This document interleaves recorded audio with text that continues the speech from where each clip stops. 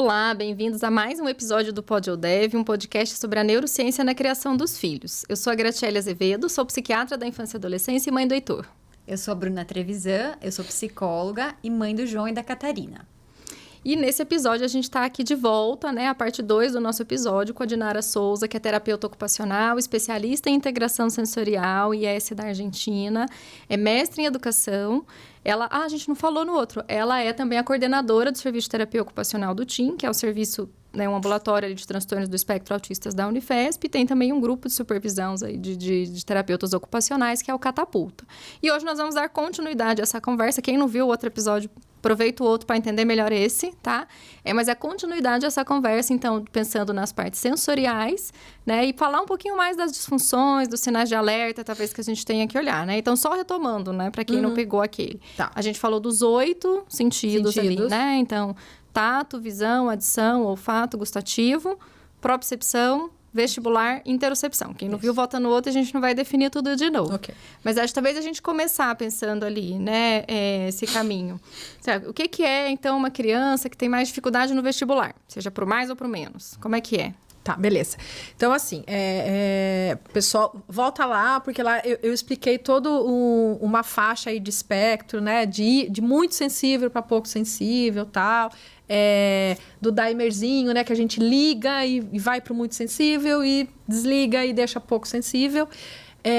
Uma coisa, antes de te responder essa pergunta, Grati, eu acho que uma das coisas mais desafiadoras quando a gente pensa em disfunções, em alterações aí no processamento dos sentidos, é o seguinte: nem todos os sentidos, podem estar impactados aí na sua via de processamento. Pode ser que a gente tenha uma coisa do auditivo e só isso. E só isso e mais nada, tá? E pode ser que eu tenha 2 ou mais, E alguns no sentido muito sentido, sente demais, e outros que sentem de menos, tá? E assim, o nível... então, vamos pensar aí por uma lógica, tá? Então, se eu tenho vários sentidos que têm alterações no seu processamento, e isso seria um caso mais grave, Não necessariamente. O que vai predizer, se precisa de um tratamento ou não, precisa de uma via aí, de uma estimulação mais diferenciada, é a forma como essa pessoa, essa criança e essa pessoa se relaciona com o mundo, se está dando conta de se relacionar, se está dando conta de aprender, se está conseguindo ter experiências na vida, se está conseguindo participar de uma forma, que seja satisfatória para o desenvolvimento dessa pessoa. É isso. Essa é a nossa régua. Beleza? Tá, então vamos lá. Vestibular, Vamos pensar em pessoas, tá? Desde pequenininho até adulto, beleza? Vestibular, pessoas que são muito sensíveis, que desviam, no padrão, que tem um predomínio maior numa grande sensibilidade. Então, essa criança, ela, muito provavelmente, vai se movimentar de uma forma muito cautelosa, tá? Não vai ser aquela criança vida louca que se joga, que sobe. Evitativa, pode ser interpretada como medrosa. Vai ser, exatamente. Pode ser interpretada como medrosa, insegura. Quando o pai jogar pra cima, vai chorar, não vai se incomodar, ou vai regalar o olho desse tamanho e ficar até meio, assim, em choque, tá? Pode ser crianças que não gostem de estar no mar, porque o mar é movimento, Então pode ser que não goste. E adulto também, poderia ser também. Adulto também. Não tem o mar, ou tem. Tudo isso que eu tô falando para criança, a gente pode jogar lá pro adulto. Então, o adulto, no meu caso, não tem perigo, eu não vou em montanha-russa. Não vou. Eu não consigo ser submetida a um movimento muito intenso, brusco e rápido, entendeu? Eu passo mal mesmo, Então, a mesma coisa um adulto. Altura, Se você me colocar lá em cima no Empire State e querer que eu olhe para baixo, eu não consigo, Então, essa coisa da altura, vestibular. É vestibular também, tá? Então, começou a correr muito no carro, né? Se eu tô no carona e eu percebo que tá correndo demais, eu já começo a me dar taquicardia, né? Já começa a aparecer sinais fisiológicos, né? Então, criança e adulto tá aí também, né? Então, assim, crianças mais cautelosas, tá? E daí aquela criança que em um playground, isso é muito importante.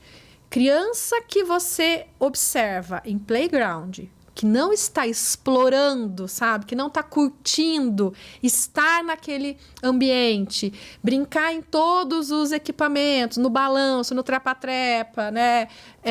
Na gangorra, no escorregador. Aquela criança que sempre prefere ficar sentadinha na caixa de areia, essa criança é uma criança que tem que acender a luzinha, tá? Porque daí está se esquivando, porque o cérebro precisa dessa variabilidade aí de movimento e de intensidade para criar lá a sua bibliotecazinha, tá?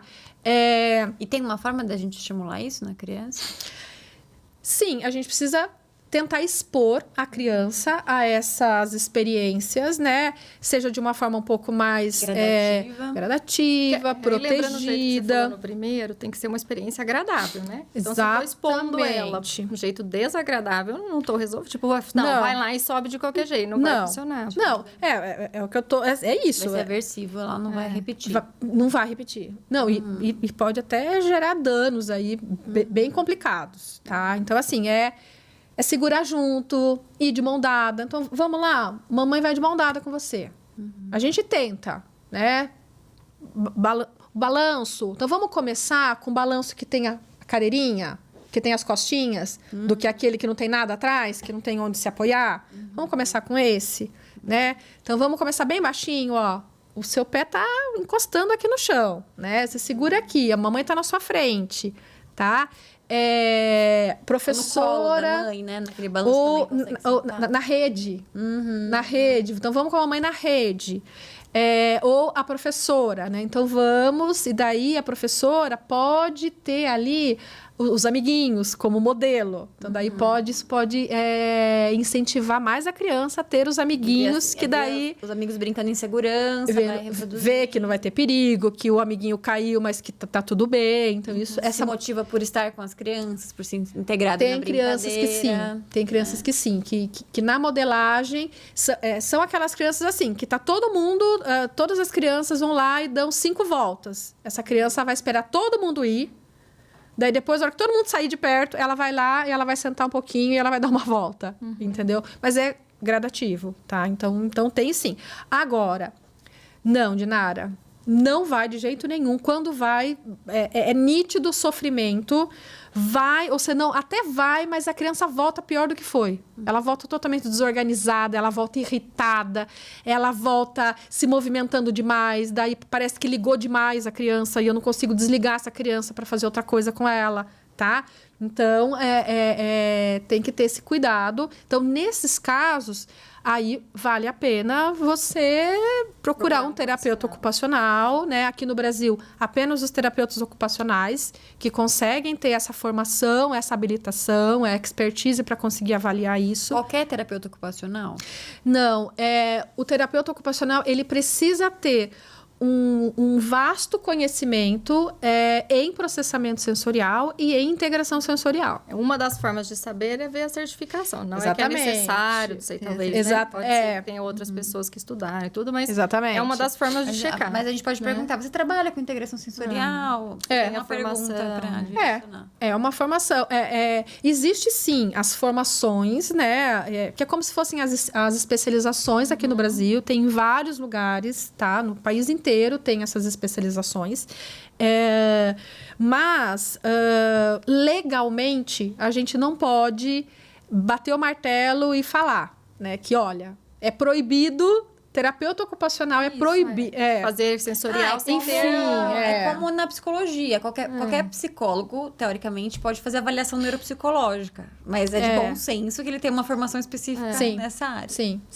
Né? E a melhor forma é você pedir o certificado ou até mesmo, né, você olhar para a trajetória dessa pessoa, né? Você vê onde essa pessoa tá. Se for indicação também, né? Se for indicação, né? Tipo, a pessoa coordena não sei onde, tem não sei o quê, né? Tem 20 anos, entendeu? Daí fica até meio desnecessário você chegar e falar assim, viu, posso ver seu certificado?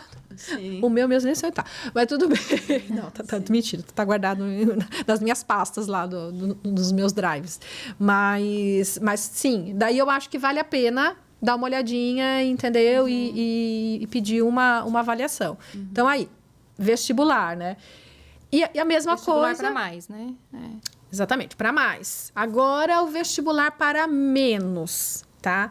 O vestibular, lembrando que tem muito a ver com movimento, né? E com coordenação de movimento, com equilíbrio. Então, se a criança ou se a pessoa, né, não tiver muita coordenação nos movimentos, tal, tiver um déficit de equilíbrio importante, né? Então, criança aí, tipo, de 8 anos, né? Que você vê que... Se machuca muito. O equilíbrio é muito prejudicado, né? O não conseguir... É que eu acho que a bicicleta envolve outras coisas, né? Mas é que ele tá andando de bicicleta, não conseguiu tirar a rodinha... equilíbrio, deve envolver muita coisa junto, né? Envolve muita coisa. Eu acho que não é uma boa régua. Eu acho que não é um bom parâmetro, tá? Mas... Subiu numa coisa mais... Um negócio de, vamos pensar, esses infláveis de ar, que é um pouquinho mais instável. Não consegue se manter um pouquinho nisso, poderia ser um... Poderia ser um indício. Uma coisa interessante que a gente não comentou, mas o sistema vestibular, ele tá muito perto do auditivo, né? E ele tem um papel fundamental, que é estabilizar o movimento dos olhos. Porque ele é movimento.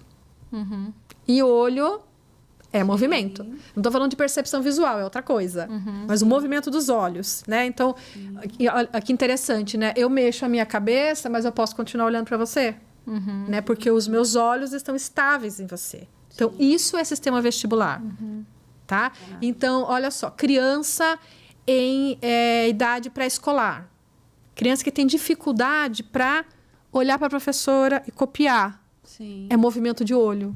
Então, se a criança tem esse tipo de dificuldade, a gente pode pensar, né, que tem alguma coisa em vestibular. Você falou da bailarina, né? Então, eu fiz balé durante muito tempo, né? Na hora da pirueta, a indicação é que a gente bata a cabeça, que a gente fala, né? Que mantém um olhar no lugar para poder dar pirueta sem se desestabilizar, sem cair.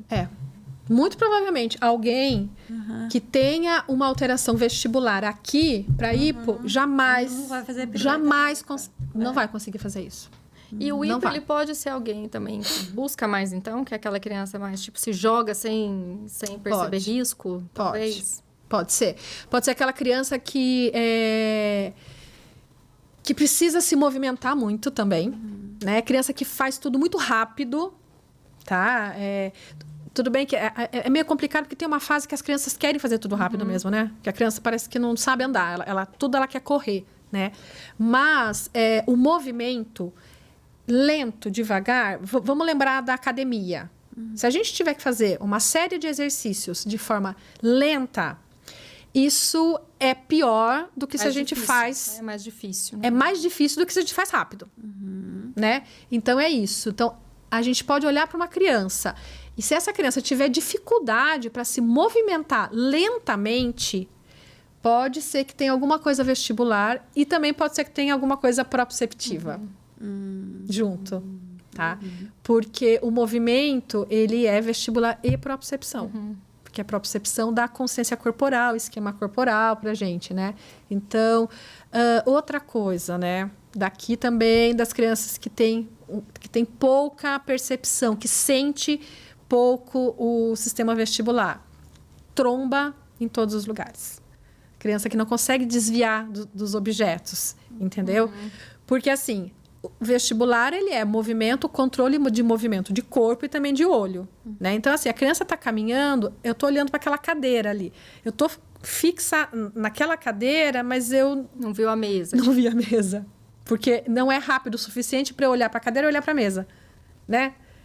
Para fazer essa varredura, entendeu? Do ambiente. Então, eu tô trombando o tempo todo, né? É aquela criança que na escola levanta, senta no fundo, ela levanta e vai até a professora, ela leva todo mundo junto com ela, né?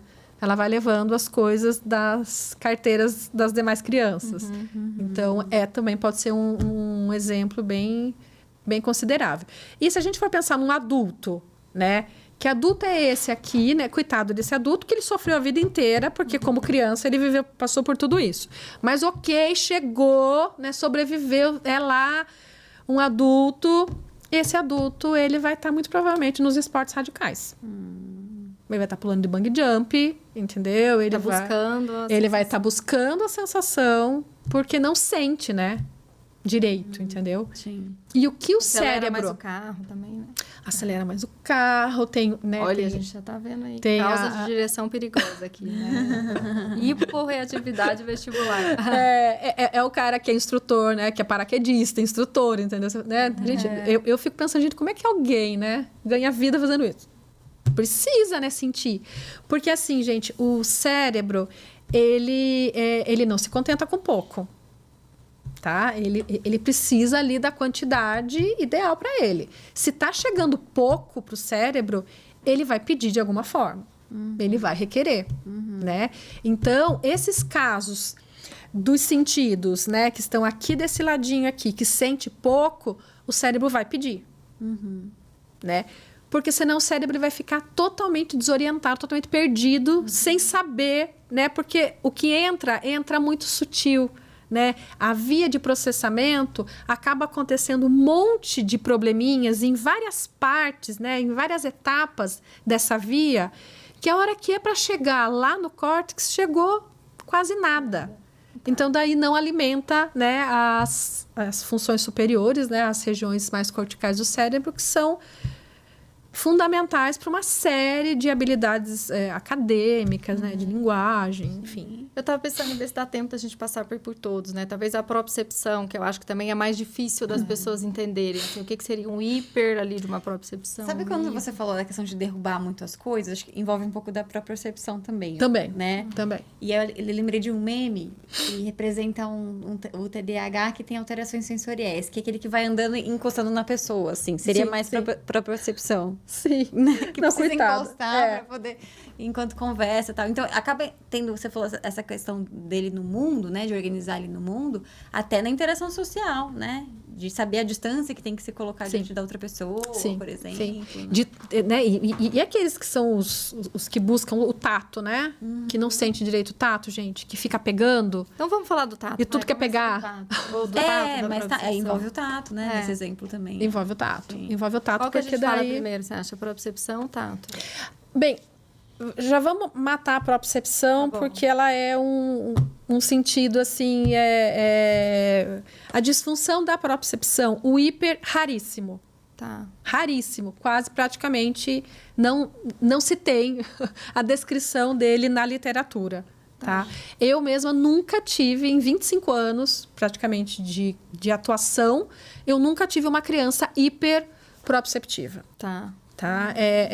Tem em alguns livros a gente acha a descrição dessa criança, só que é uma criança com muitas comorbidades envolvendo transtornos do neurodesenvolvimento. Neurológico também, exatamente, talvez, né? Quadro neurológico. Exatamente, talvez. Sindrômicos, entendeu? Muito difícil mesmo, porque é uma criança que qualquer tipo de movimento, né, ela sente demais. Então ela está extremamente desconfortável, muito irritada, chora demais, aquela criança que não consegue ter paz. Tá? Será que seria uma criança que teria... É que eu acho muito difícil. Como quase não tem, nem vai lembrar. Mas que tende a ficar mais parada, talvez, até porque...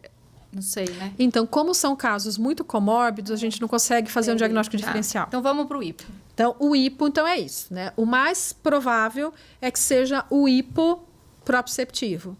Esse hipoproprioceptivo, ele vai ter muitas questões envolvendo a parte motora. Então, aí, se a gente for pensar em diagnóstico, o TDC e a dispraxia. Transtorno de coordenação. Transtorno do desenvolvimento da coordenação e a dispraxia. Então, o que é isso? criança ou pessoa estabanada, com muita dificuldade para calibrar o movimento, a intensidade. Passei e derrubei o copo. Passei e derrubei o copo, né? Não peguei com a força que precisava, não peguei com a força. Apertei demais e quebrei o negócio. Exatamente. Quebra demais os brinquedos, né? Na hora de escrever, então, um adulto não consegue escrever muito, porque ele aperta demais, dá fadiga muscular. No esporte, essa criança, essa pessoa terá muita dificuldade nos esportes, de uma forma geral, né? Então, vai ter uma tendência aí a, de repente, ou buscar algum esporte muito radical, entendeu? E que não requeira muito planejamento, né? Então, são pessoas que têm dificuldade em planejar e sequenciar movimentos para dançar também. Com ritmo é muito difícil, tá? É que assim, é tão difícil a gente, porque geralmente o coitado, né? A propriocepção, se ela tá embaixo, ela tá junto com o vestibular. Entendi. Ou ela tá junto com o tato. Tá. Né? É difícil a gente ver, assim, ela sozinha, ela isolada. É bem difícil. Então, mas o que envolve movimento é essa coisa estabanada. Coordenação, dificuldade com atividades da vida diária. Para aprender a tomar banho sozinho, entendeu? Aprender a se vestir, a abotoar, né? Os botões, o zíper. É bem difícil para essa criança e para essa pessoa. Na motricidade em si também, né? Com certeza. Isso vai repercutir lá na frente na motricidade fina, né? Essa motricidade global, né? Se ela for sendo desenvolvida com muitas lacunas, né? De uma forma muito imprecisa, né? Na hora que for o movimento fino, né? Que seria o refinamento, vai estar prejudicado também. Escrita, amarrar um cadarço. Amarrar o cadarço. As meninas, né, para fazer rabinho, para fazer trança. Não me nasce com disfunção nisso, porque qualquer pessoa que não consegue entender direito como é que passa ali. Passa, vira a liguinha, passa assim, vira na...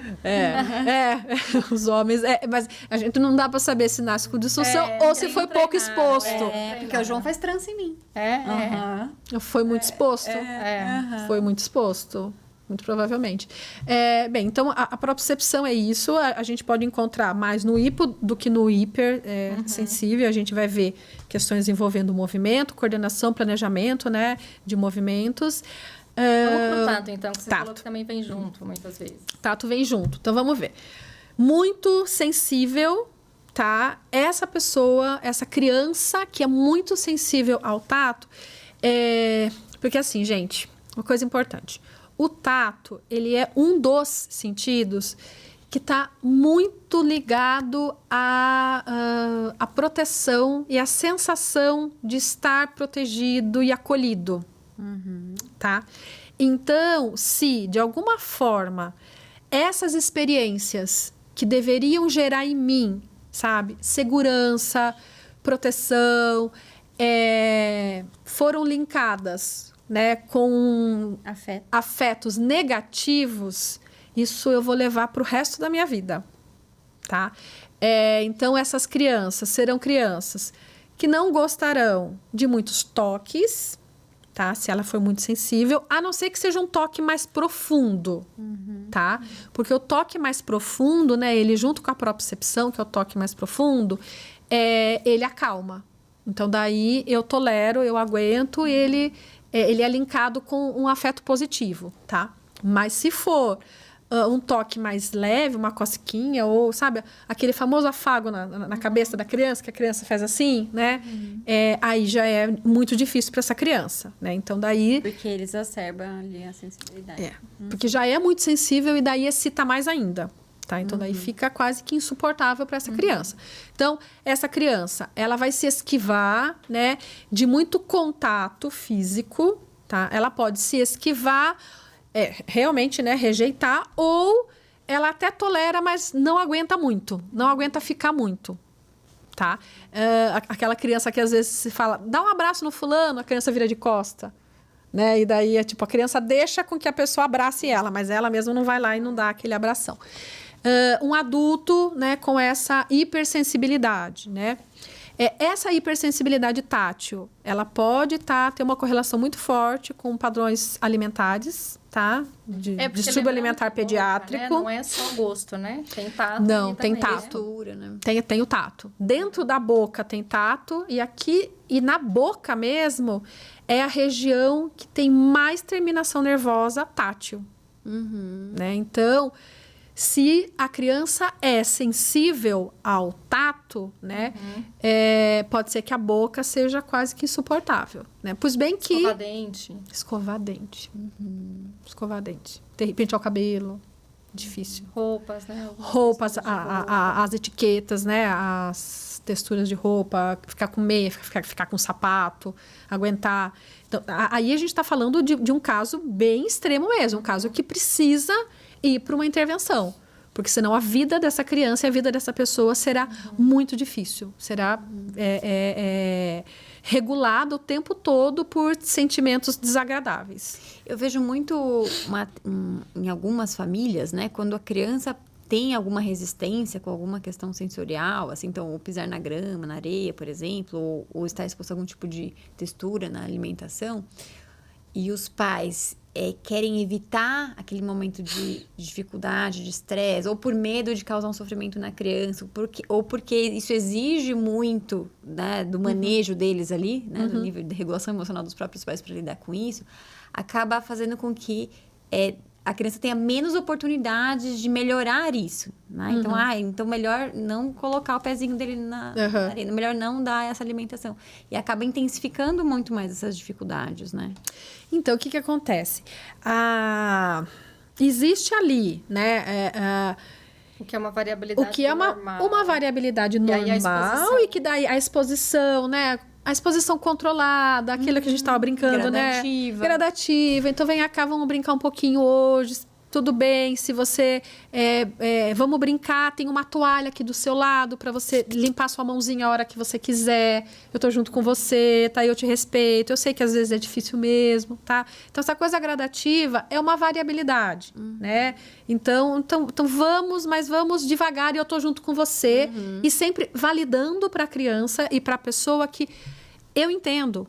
É difícil mesmo, né? Você sente demais. Eu costumo brincar, eu falo assim, fala para a criança que ela tem um superpoder, que ela sente demais, que ela escuta demais, né? E que tá tudo bem, que às vezes pode ser difícil, mas eu tô junto com você, a gente vai tentar. Agora, quando existe o sofrimento, quando é nítido o sofrimento, essa criança precisa de tratamento. Daí não vai adiantar. Nem o pai, nem a mãe, seja expor com cautela ou expor, arremessar no mundo. Porque eu tenho muito caso de criança autista, coisa de seletividade, né? E os pais falam assim, teve uma época que falaram, é mimado, então não come, não, se você não comer isso, você não come a criança. Ela vai ficar sem comer. Vai ficar sem comer. Ela não é uma coisa, porque tem aquela coisa da criança não querer e tudo, você vai e come. Mas é criança que não vai comer mesmo. Né? Ela não vai comer. Sim. Mas eu pensei mesmo no desenvolvimento típico, né? Então a gente vê, assim... Crianças que, enfim, né? Não come tal coisa. Então nem vou oferecer nunca mais. Né? Então, sim. Mas nesse sentido. Sim. Porque a gente precisa pensar que o exemplo aí, né? Do padrão alimentar. Existe uma fase do desenvolvimento infantil que é natural a criança ser seletiva. Sim. Mesmo. Ficar perto dos 2 anos. Exatamente. Ela vai ficar um pouquinho mais seletiva. Exatamente. Né? Então, mas é um seletivo que acho que não se sustenta. A diferença de um que não, vai pra seletividade... Ele não pode se sustentar. É até a ideia de tem que oferecer mesmo. Exatamente. Ele não comeu a banana hoje, mas semana que vem ele come a banana. Né? Não vou nunca mais... Não vou nunca mais oferecer, né?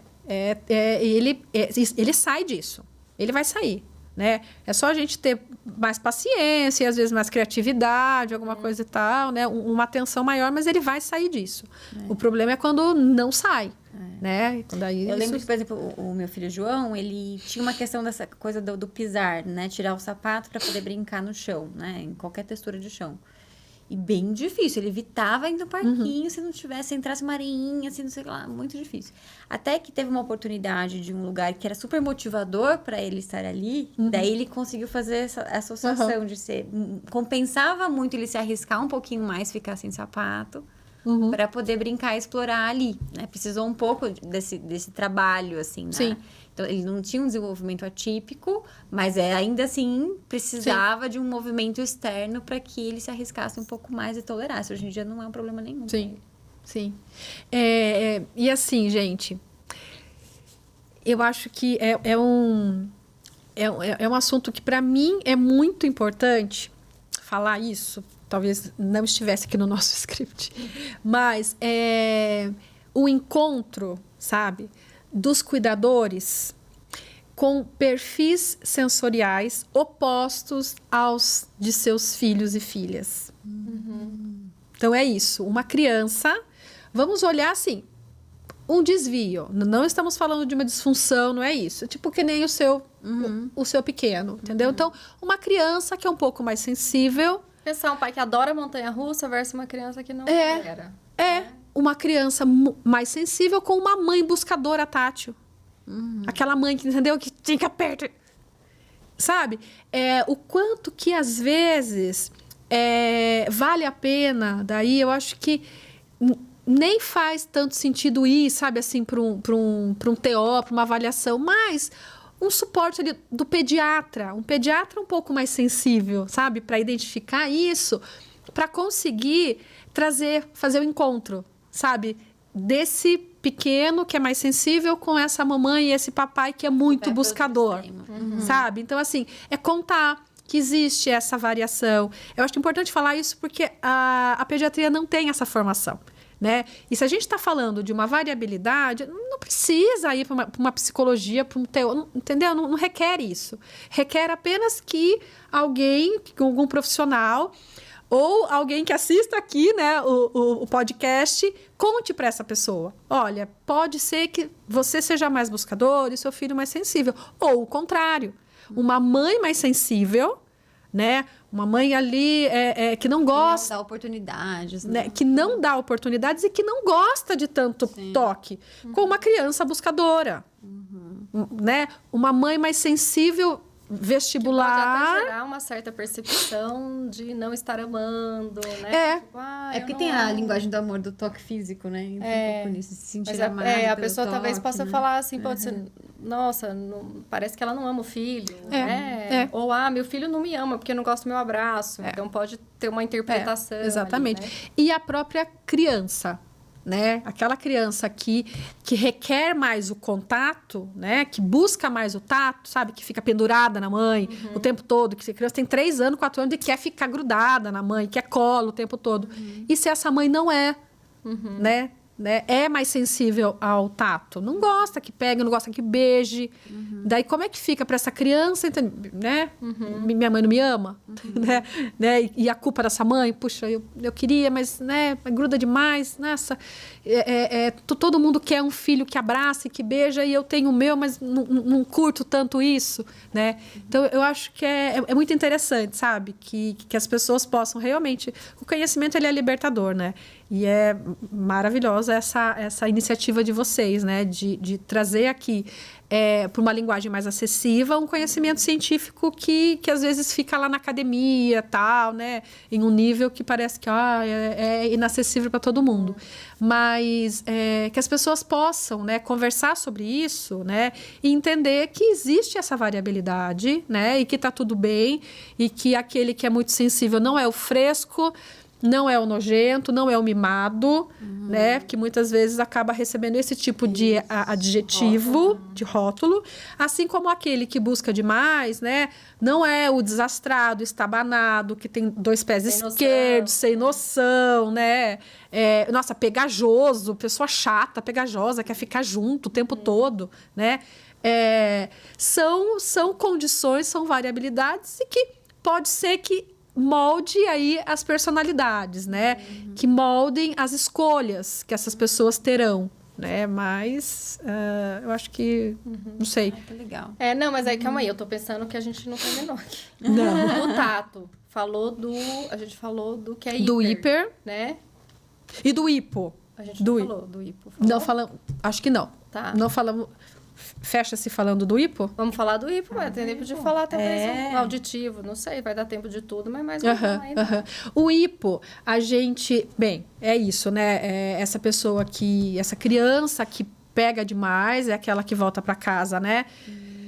Com o pote de guache inteiro na roupa. E o hipo que busca, se joga. Que vai para cima, né?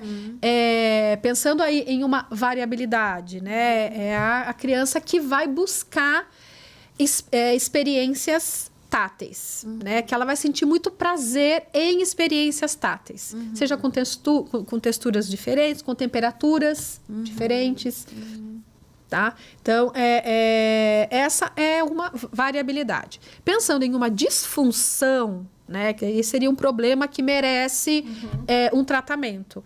Daí, essa pessoa, como o tato está muito juntinho com a propriocepção, ela também terá questões motoras bem importantes. Tá? Eu diria que o prejuízo...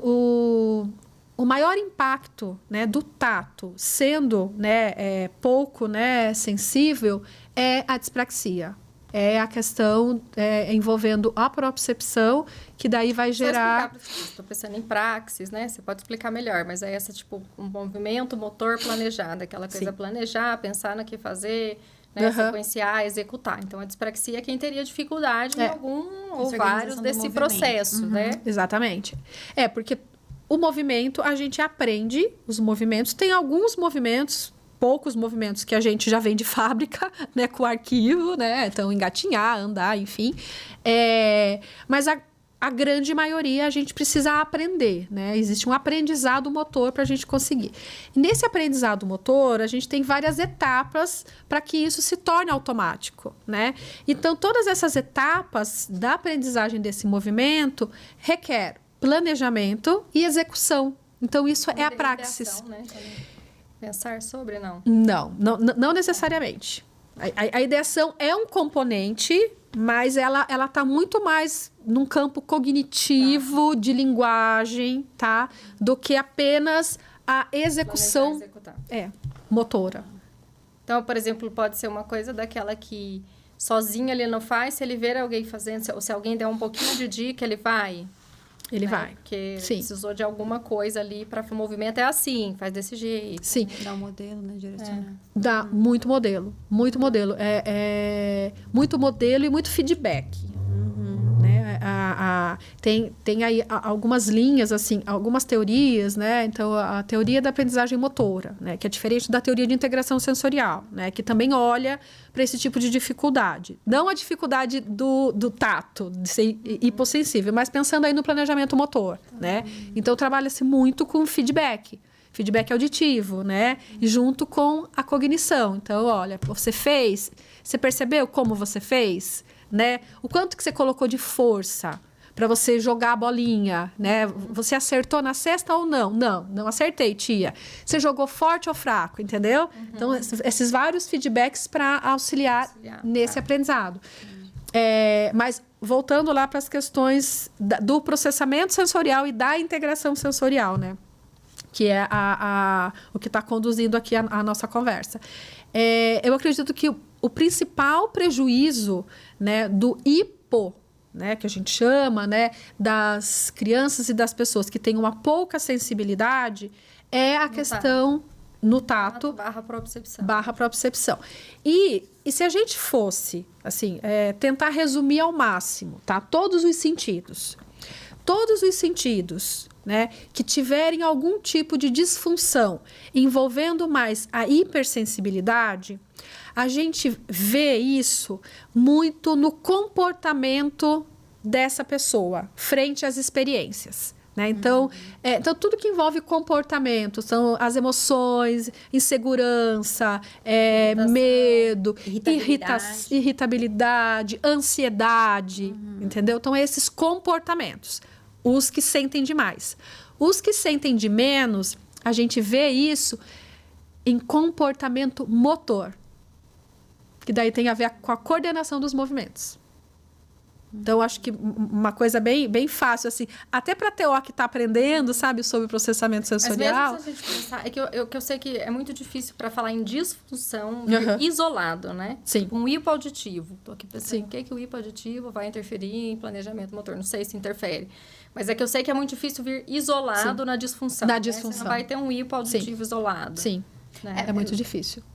Sim, em termos de alteração do motor. Mas eu acho que o hipo, por exemplo, no auditivo, no visual, no sentido de ele buscar ali um estímulo... Né, ele vai buscar. Com mais barulho, ou com mais cor. Ele vai produzir, né? O próprio barulho, né? Ele vai ficar produzindo o barulho, entendeu? Falar alto demais. Ele vai ter que se movimentar para ir atrás desse estímulo, né? Sim, e daí coitado, né? Porque daí, se ele tiver, se ele for hipo também, né? Se ele tiver uma pouca sensibilidade, pouca percepção, né? Envolvendo o vestibular, envolvendo a propriocepção, ele vai tentar ir atrás do movimento, ele vai tentar produzir esse movimento e vai ser um caos, né? Sim. Ele vai sair derrubando tudo, enfim, quebrando tudo. Deixa eu pensar agora. Bem, o visual, né?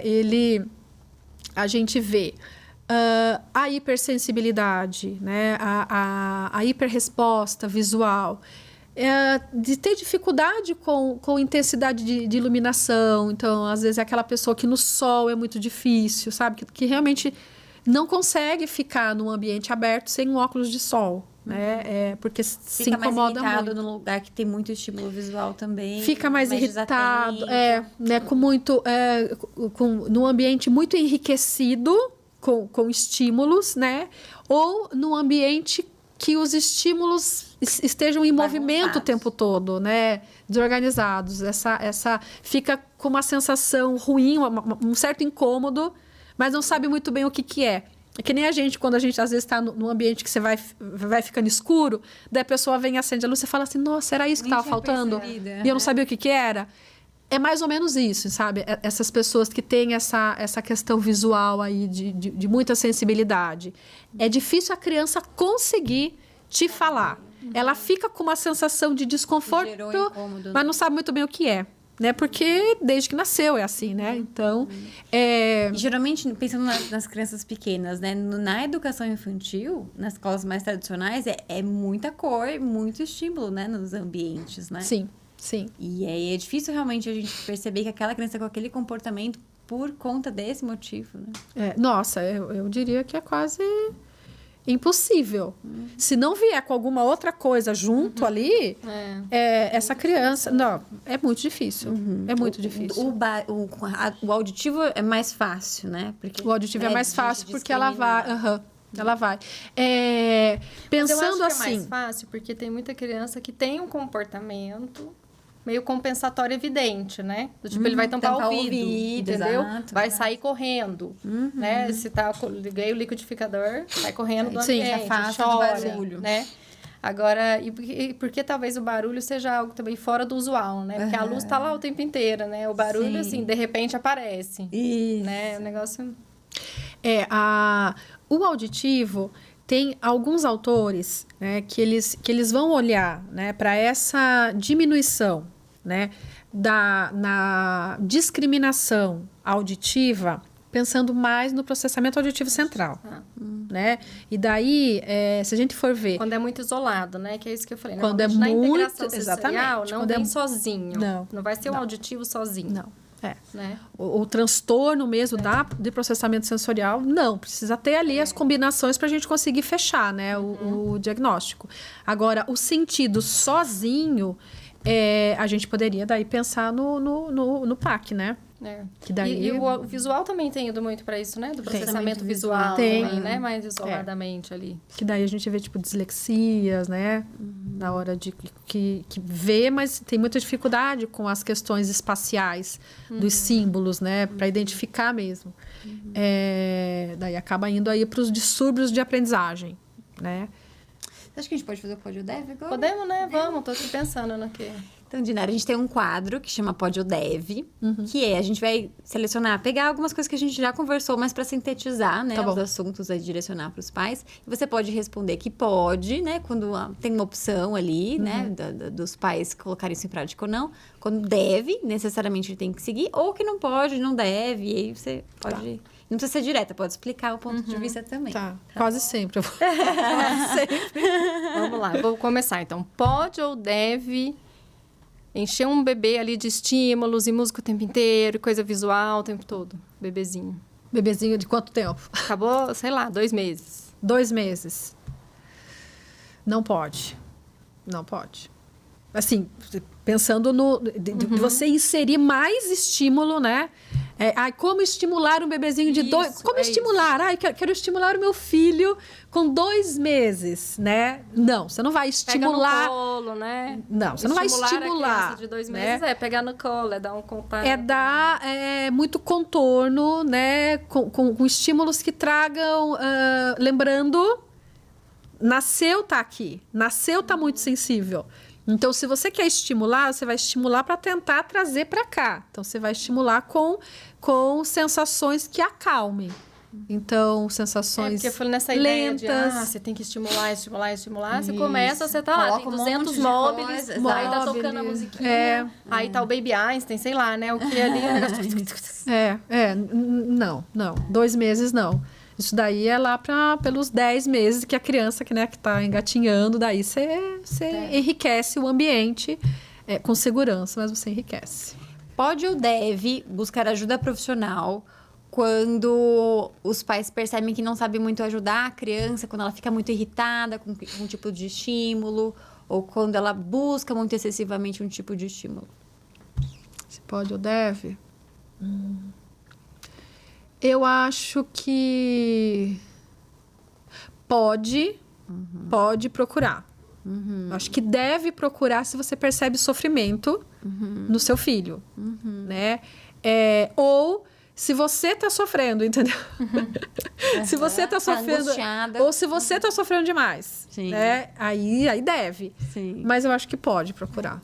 Legal. Eu acho que é isso. Acho que o segredo aí também é encontrar os bons profissionais, né? Sim. Porque aí tem profissional, então, nossa, tá muito ruim, precisa de 5 vezes por semana vir aqui pra gente corrigir tal coisa. Assessorial.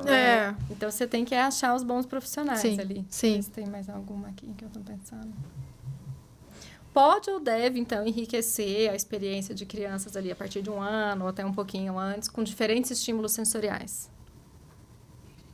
A partir de 1 ano... eu acho que pensando no típico. No típico, deve. Deve enriquecer. Com segurança, deve. Sem exageros, sem grandes exageros. Tem isso. Se você é uma mãe exagerada, tá tudo bem, porque isso é seu, entendeu? E o seu filho vai ter que aprender a lidar com essa mãe, que é exagerada, que é toda colorida, cheia das coisas, né? A casa toda cheia de muitos objetos. Né? A criança vai ter que aprender, porque ela tá inserida em um ambiente, numa cultura, entendeu? Tá tudo bem. Pensando aí, né, no típico. Eu acho que... Maravilhoso. Conta pra pessoa que tá acompanhando, Dinara, como que o pessoal te encontra se precisar de você? Eu acho que mais fácil é pela rede, pelas redes mesmo, pede para seguir lá. O Instagram é @DinaraSouza_TO, Dinara Souza TO, ou @grupo.catapulta. São 2 Instagrams diferentes. Ou pelo e-mail também, dinara_makingsense @gmail.com. E eu acho que são esses principais, né? São esses os principais, são essas as vias de acesso a mim. A gente agradece muito sua contribuição, super legal. com certeza. Eu que agradeço. Nossa, pra mim, eu aprendi demais. Aqui tô saindo fumacinha. Agora, a gente combina a próxima para vir para falar de alimentação. A gente pede para as pessoas também comentarem, né? Para perguntar, trazer temas, assim, também, né? Essa coisa de comentem aí, o que quer saber, o que ficou dúvida, preciso explorar mais isso. Porque é claro que a gente podia marcar um episódio para cada um desses sentidos e ainda ter mais conversa. Sim, com certeza. Né? Então, ficou com dúvida? Vamos lá, né? A gente pode chamar, esclarecer. Sim, a gente precisa saber de vocês, né? O que faz mais sentido, o que ajuda mais. Então, curtam, sigam, compartilhem com pessoas que vocês entendem que vão se beneficiar desse conhecimento, né? Que a ideia do podcast é justamente esse, multiplicar esse conhecimento para favorecer o desenvolvimento das nossas crianças. É isso aí. Fazer o conhecimento girar. É isso aí. Obrigada, gente. Obrigada pela atenção. Até o próximo episódio. Tchau.